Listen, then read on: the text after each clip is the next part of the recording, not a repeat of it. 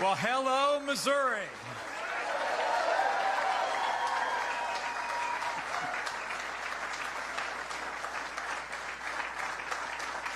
Thanks for coming out today. It is great to be back in the Show Me State, and I'm so honored to be here today with so many of the men and women who elected a Congress and who elected a president who enacted tax cuts that are putting America first. Thanks for coming out.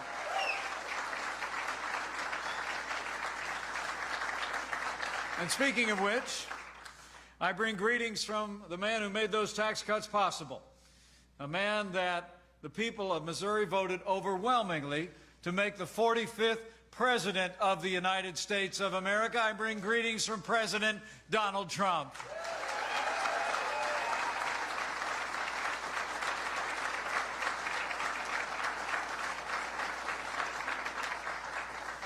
You know, I'm here first and foremost today just to say thank you. Thank you to all the good people of Missouri for your unwavering support for this president and for our agenda, not just in that election back in 2016, but every day since. What we have accomplished for the American people, we have accomplished together because of your support. And give yourselves a round of applause.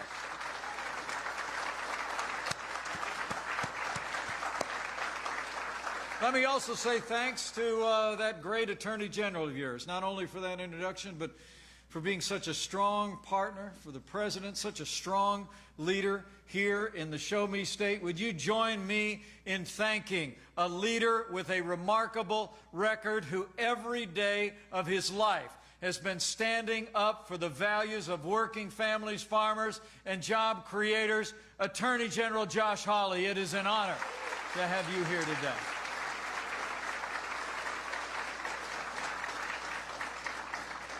And I also want to thank our host for today's meeting, bringing us all together in the midst of a busy week, an organization that really has been helping us tell the story of the policies that are making a real difference in the lives of people in Missouri and people all across this country. Join me in thanking America First Policies for bringing us all together.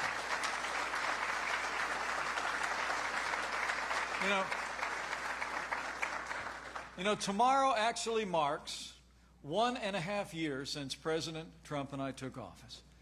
Because of your support, because of the partnership of strong conservative leaders representing Missouri in the Congress of the United States, and because of the relentless leadership of President Donald Trump, there's only one way you can sum up the last 18 months. It's been 18 months of action, 18 months of results. It's been 18 months of promises made and promises kept. True.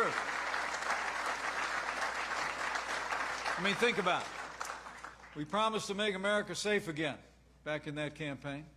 Promised to enforce our laws, secure our borders, and not only did the President sign the biggest funding increase for border security in nearly 10 years, we also got a down payment and we've started to build that big, beautiful wall on the southern border of the United States. We promise to stand with the courageous men and women who serve every day on the thin blue line of law enforcement. And with this President's leadership, we've been giving the people in law enforcement at every level the resources and the respect they deserve.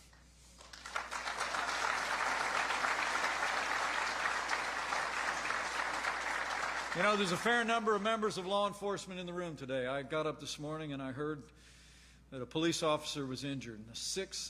The sixth attack on a police officer in the country this year.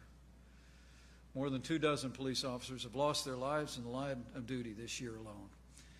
Would you all mind just taking a minute, maybe get on your feet and show these law enforcement officers just how much we appreciate the job they do and the sacrifices they and their families make for our safety?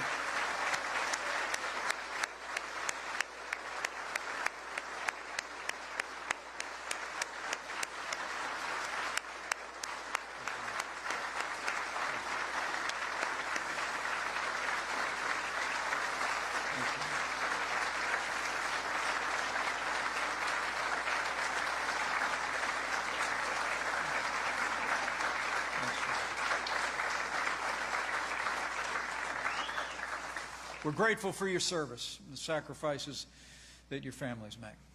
We're grateful for all the men and women who serve. And Customs Enforcement, also known as ICE. We are. It's amazing to think, as I stand before you today, some of the leading Democrats in America are actually advocating the abolition of ICE, even though the brave men and women of ICE put their lives on the line every single day to enforce our laws. Last year alone, I'm proud to report to you that ICE agents removed more than 226,000 illegal immigrants from our country. In fact, they arrested more than 127,000 illegal immigrants with criminal convictions or facing charges of breaking our nation's laws, including ICE removed nearly 5,000 gang members from our streets.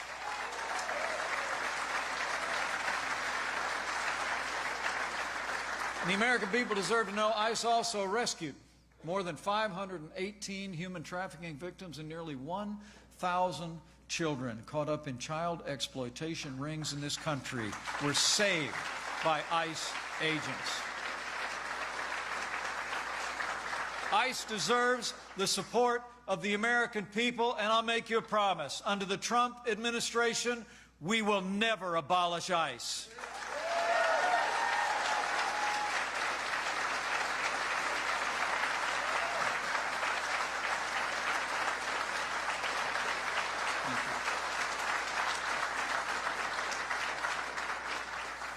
Beyond public safety, appoint strong conservatives to our federal courts. Trump set a record for the most Court of Appeals in American history. Message to the Supreme Court of the United States.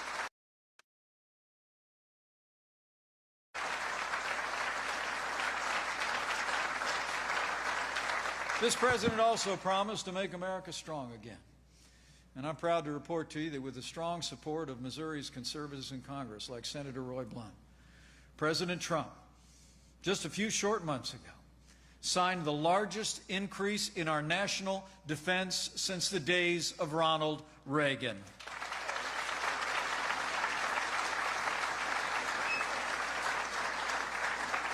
Under this administration, we're rebuilding our military.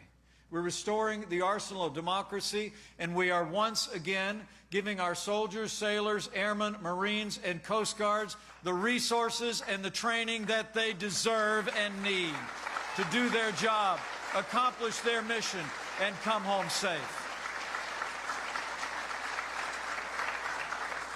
And it means American security, but you all here in St. Louis know it also means American jobs. Because I'm proud to report to you that with all that increased funding, every single one of the new FA-18 Super Hornets for the United States Navy are going to be built right here in St. Louis by the great men and women of Boeing.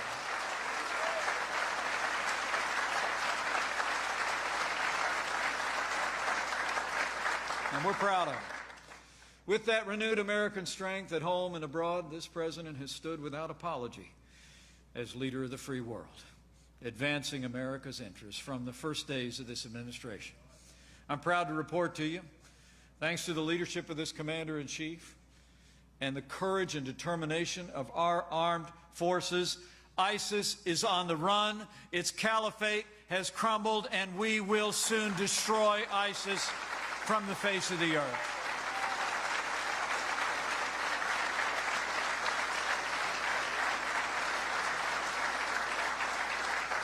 Think about it. That American strength has resulted in many great steps on the international stage. North Korea is no longer testing ballistic missiles or nuclear weapons and has come to the table for talks. And just this week, President Trump returned from a successful international trip.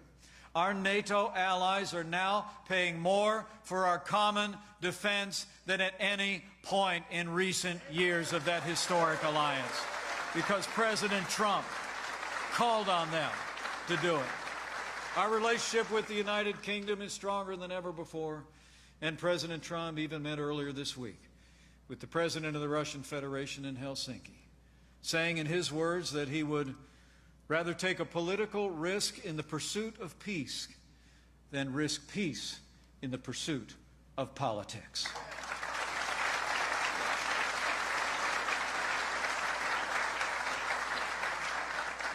Now, make no mistake about it, President Trump and I support our great intelligence agencies and the courageous men and women who lead them. And as the President said, we accept our intelligence community's conclusions about the 2016 election, but after years of the failed reset of the last administration and capitulation to Russia, under President Trump, we've met Russian aggression with American strength and action.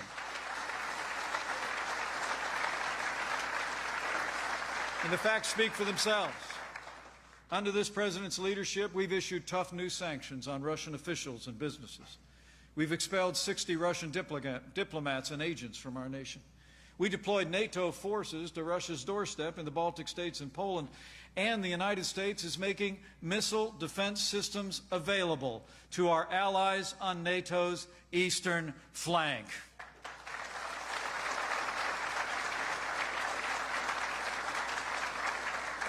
President Donald Trump will always be willing to pursue peace, but under his leadership, it will always be peace through strength.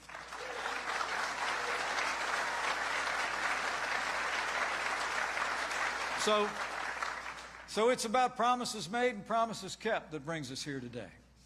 And most especially, this president's been working every day of this administration to keep our promise to get this economy growing again. And under President Donald Trump's leadership, with the strong support of our partners in the Congress the Congress of the United States, I'm here to report to you, confidence is back, jobs are coming back.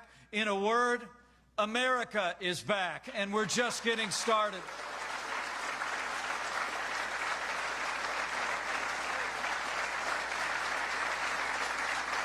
And you know what? It's no accident. This president has been busy doing exactly what he told the American people he'd do, leading up to that election in 2016. He promised to roll back the heavy hand of government and working with your great leaders in the Congress. Remember when the president promised that we'd repeal 2 federal regulations for every new federal rule that we put on the books? Well, I'm here to report to you that we haven't actually done that. This president has actually repealed 22 federal regulations for every new federal rule put on the books. He's repealed more federal regulations than any president in American history.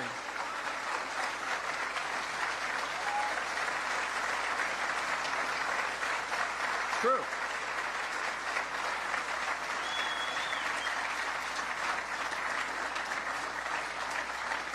This president promised to unleash American energy, too. From early in this administration, he went right to work on that. We approved the Keystone and Dakota pipelines. We rolled back the Clean Power Plan, and President Trump put America first when he withdrew the United States from the job-killing Paris Climate Accord.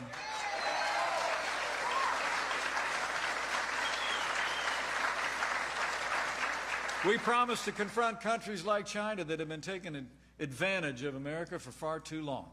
And this president took decisive action to defend our steel and aluminum industries, industries that really are the backbone of our economy and our security. And the president promised to deliver for American farmers just like they deliver for us every day all across Missouri. We've been forging new and better trade deals that are a win for Americans in the city and on the farm. As we speak, I'm proud to report to you, we are making significant progress reforming and improving the North American Free Trade Agreement.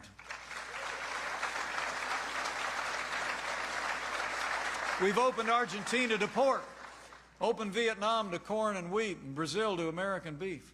And as the president said, we will always stand 100% with and for American farmers.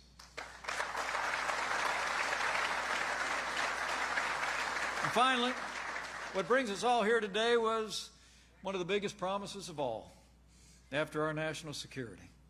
This president promised that we would cut taxes across the board for working families, small businesses, and family farms. And with the support of every Republican in Congress from Missouri, just before Christmas, President Trump signed the largest tax cuts and tax reform in American history. That's promises made and promises kept. I mean, think about it. We cut taxes for working families.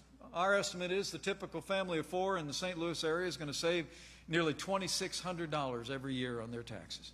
We cut taxes for businesses large and small so the companies here in Missouri can compete and win against companies anywhere in the world and create jobs right here in the Show Me State.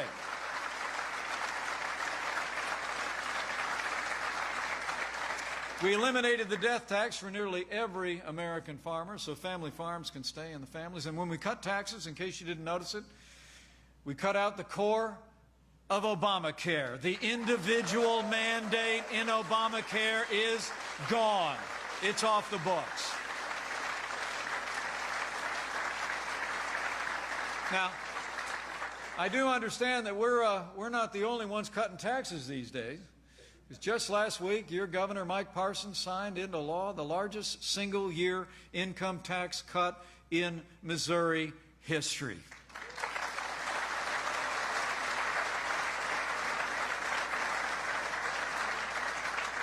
In fact, if you like the sound of that, I'm proud to report that the leader who authored that legislation is with us today. Would you join me in thanking Speaker Pro Tem of the Missouri House, Elijah Haar? Would you stand up, Elijah? Great job fighting for taxpayers in Missouri.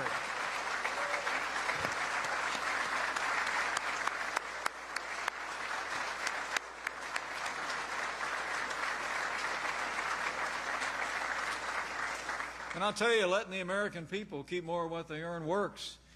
You think about the results of our tax cuts, all of this agenda, it's really been extraordinary to watch. And here in Missouri and all across this country, the economy is booming. Since Election Day 2016, businesses large and small have created nearly 3.7 million new jobs all across America, including 46,000 jobs right here in the Show Me State, with 16,000 in St. Louis alone. It's happening. The Gateway City's unemployment rate hasn't reached lows at this number since the year 2000. And the President and I are especially proud of the fact. Because of the policies that we're here to celebrate today, we have now seen the lowest unemployment rate ever recorded for Hispanic Americans and African Americans. The American dream is working again for every American. And when it comes to manufacturing, the heart and soul of the heartland of this country, new factories are opening up all across the country. Old mills are coming back to life. The greatest workers in the world are getting back on the job. You know, 3 years ago, under the last administration, the steel plant across the river in Granite City shut down. You all remember that. After more than a century of operation. But thanks to the president that you supported and the Congress that has supported him, that steel mill is reopening and it's rehiring 800 workers going back to work.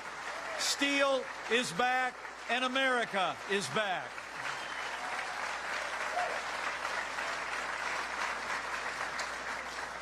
In fact, when we talk about manufacturing, you'll see on the news tonight, the President's taken decisive action again today to make sure that American workers have the training and the education that they need to meet the jobs of the future. The President and I both believe that all honest work is honorable. And the President will sign today an executive order that sets into motion a council for American workers that will put vocational education back at the center of the American economy and of American education.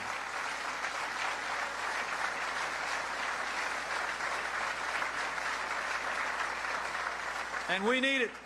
The truth is today there are more job openings in America than there are people looking for jobs in America today. So we're going to make sure that the American people have an opportunity to get the skills and the training to meet those new jobs and opportunities. But you know, since the President signed our tax cuts into law, there's one other piece that came along that was what we called a pleasant surprise.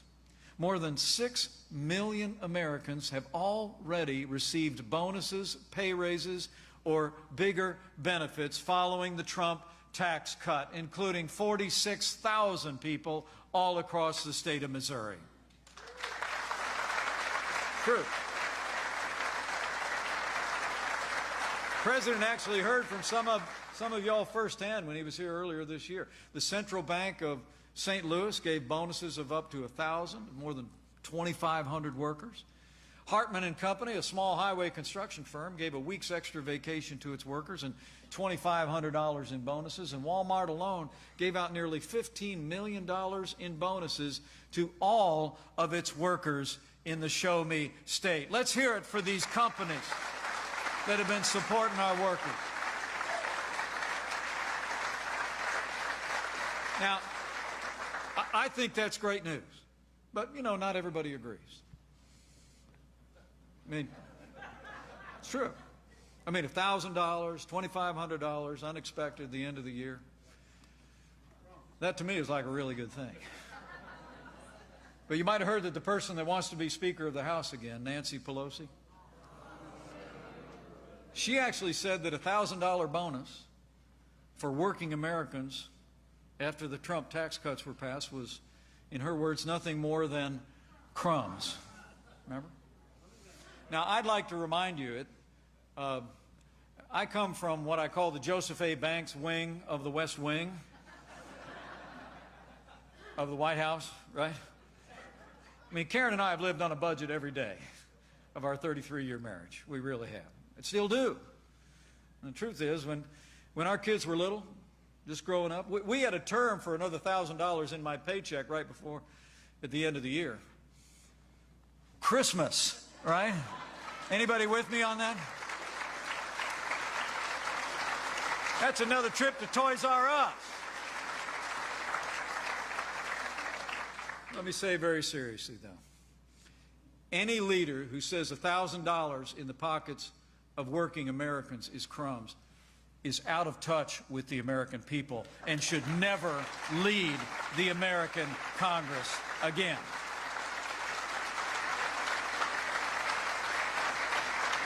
I mean,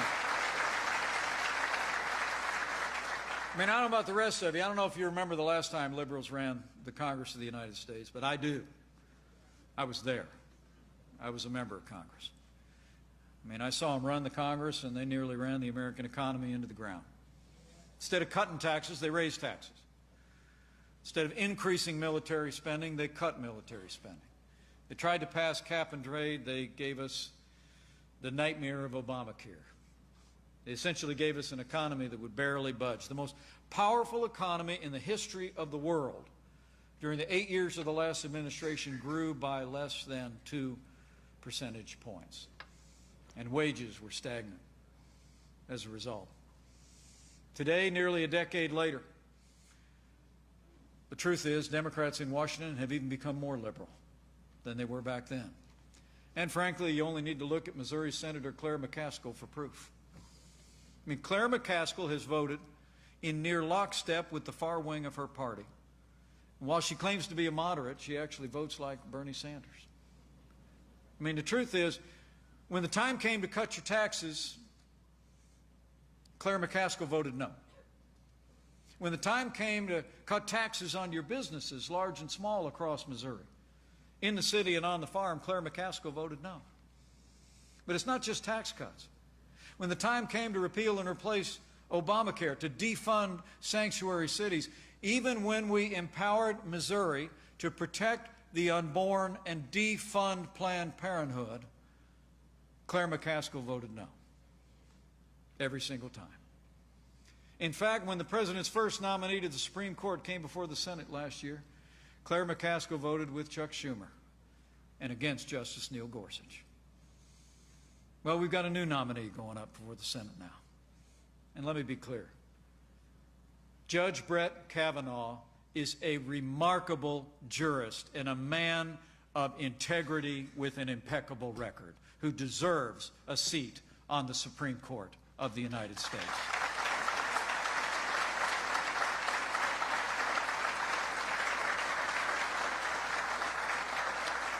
As his record reflects, Judge Kavanaugh will interpret the Constitution as written. He won't legislate from the bench. He has a proven record of commitment to limited government, to the Second Amendment, and to religious liberty. And so today, standing here in Missouri, I want to call on Claire McCaskill to set politics aside. Give Judge Kavanaugh a fair hearing and give him the support he deserves.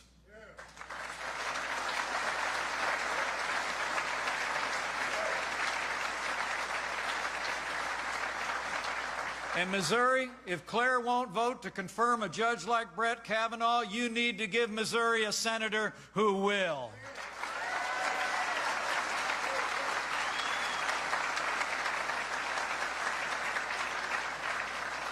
While liberals in Washington like Claire McCaskill have been voting no, I'm pleased to report to you that your Republican leaders have been voting yes every step of the way, putting Missouri first, putting America first, and standing with this president.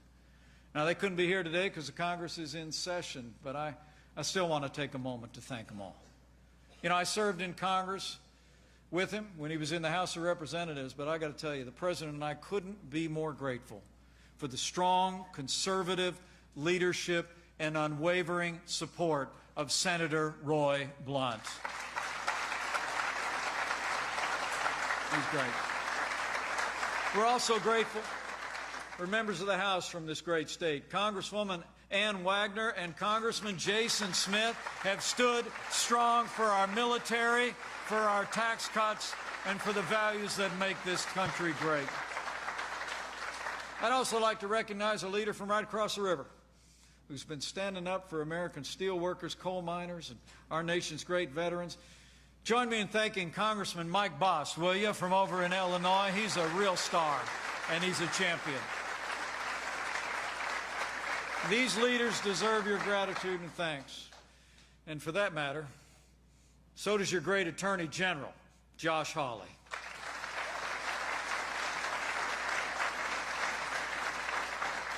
You know, I've had the privilege to get to know this man over the last year, but I knew his record and his reputation long before I met him.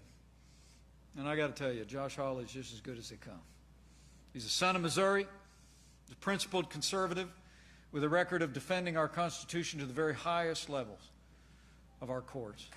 He's argued cases before the Supreme Court of the United States itself, and he's been a champion, as you just heard, in those passionate remarks for all the causes that we hold dear. He's been a great leader here in the Show Me State already. But I got to tell you, I sure do hope Missouri finds another opportunity for Josh Hawley to serve the American people come this November.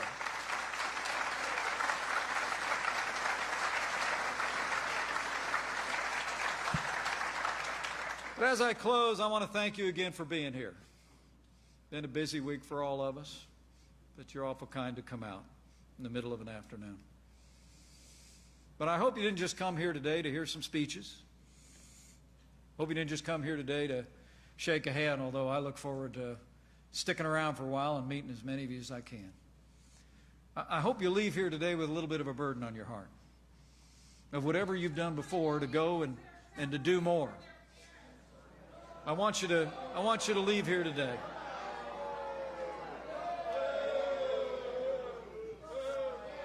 I want you to leave here today and recognize that this is a challenging time in the life of our nation. And all of us need to let our voices be heard. The truth is, this is a year when you've got to exercise all your rights as citizens. And more important than anything else in my mind, or maybe more important than one other thing, is you got to go tell the story. All right? Tell the story of American renewal. And tell your neighbors and your friends and your coworkers, people at your work, at your worship. Just pull them aside and say, you know, I was in St. Louis the other day and I ran into Mike. And it took him like a half hour just to list the top lines of everything President Trump has accomplished for this country. And just go tell him. Seriously. I mean, I'll always believe that all the TV shows in the world, all the talking heads on television in the morning, all the commercials, all the radio ads in the mail are not ever to be compared to when someone who knows you and trusts you and puts confidence in you hears from you about what you believe is important. And so I want you to go out and tell somebody. Not just what you heard today, but what you've seen every day since Election Day in 2016. I mean, literally, as I said, outside the grocery store, outside your house of worship, just over a backyard fence. I mean, I think that's where the real difference is made. I think in many ways, when I look back at 2016 and I think of days just like today when the President and I were on the campaign trail, I know that it was millions of Americans out there talking to one another about how we could make this country prosperous and strong again. I mean, you need to go out and tell your friends. Tell your friends what's happening in the country today. Tell them what they're not hearing on most of their cable news networks about the progress that we're making. Like, here's one. Tell them we cut their taxes. All right? So they can keep more of what they earn. I mean, tell them we're restoring American strength at home and abroad. We're supporting our military again to protect our nation and our families and our freedom. Go tell them. I mean, just tell them we're putting Washington back to work for them, not the other way around. Just tell them under President Donald Trump, the forgotten men and women of America are forgotten no more. You go tell them, Missouri.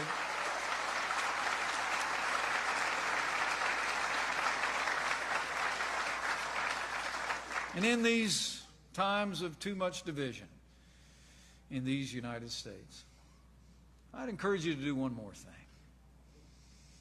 You know, it seems like every time you turn on the television, people are amplifying and emphasizing the disagreements among the American people. So I think it's a really good time for us to turn to a wellspring of American strength throughout our history. And I would say to each and every one of you, if you're of a mind to bow the head and bend the knee and pray for America, now's a good time to do it. I really believe it.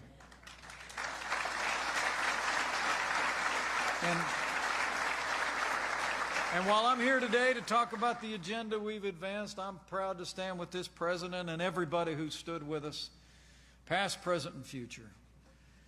When I talk about this, I rather like what Abraham Lincoln said one time, that this isn't so much about one side or the other. He was asked in a much more challenging time in the life of our nation.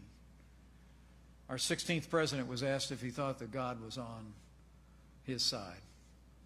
And President Lincoln said, you know, I don't concern myself so much with whether God is on our side as I do with whether we're on God's side. So pray for America. Pray for all of the American people, because prayer matters in this one nation, under God, indivisible, with liberty and justice for all. I truly do believe those ancient words, that if his people who are called by his name will humble themselves and pray, he'll do like he's always done. Through much more challenging times, through the long and storied history of this country, he'll hear from heaven and he'll heal this land. So pray for America.